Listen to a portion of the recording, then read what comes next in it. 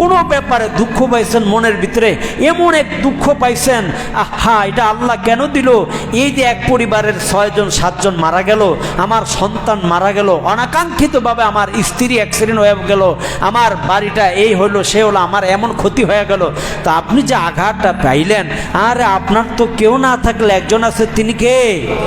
আপনি আল্লাহর কাছে একটু ধৈর্য ধরনের নামাজ পড়েন। আল্লাহ কোরআনে বলে দিছে, আপনি যদি ইমানদার হন, ধৈর্য আর নামাজ দুইটার মাধ্যমে আল্লাহর কাছে সাহায্য চাইলে আল্লাহ তাআলা বলে, বান্দারা আমি তো তোর সাথে আছি। কাউকে বলেন না এইভাবে যে আমি অমুকের সাথে থাকি, তমুকের সাথে থাকি। আল্লাহ স্পেশালভাবে কোরআনে কিছু কিছু আয়াতে জানায় দিয়েছেন কাদের সাথে আল্লাহ থাকে। এই জায়গায় আল্লাহ বললেন মা'আস সাবিরিন, আমি আল্লাহ ধৈর্য আর সালাত আদায়কারীদের সাথেই থাকি। সুবহানাল্লাহ। ধৈর্য যারা ধরে তারা তো সালাত আদায় করবে। এই কথা আর বলা যাবে না, আল্লাহ আমার কেন আপনি মৃত্যু দিলেন না, ওর এই কর্মকাণ্ড দেখার আগে আমার মরে যাওয়াটাই ভালো ছিল না, এটা আপনার জন্য পরীক্ষা ছিল। আপনি যাতে আল্লাহর কাছে সাহায্য চান, নামাজ পড়েন, কারণ আপনার জন্য উত্তম অভিভাবক কে? আল্লাহ।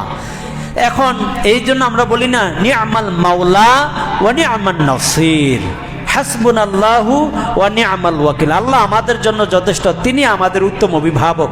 আবার বলি নি'মাল মাওলা ওয়া নি'মান নাসির, আল্লাহ আমার জন্য কত উত্তম অভিভাবক, কত উত্তম সাহায্যকারী। এই কথাগুলো বলি ঠিকই, কিন্তু আমরা সময়তে ধৈর্য ধারণ করি না।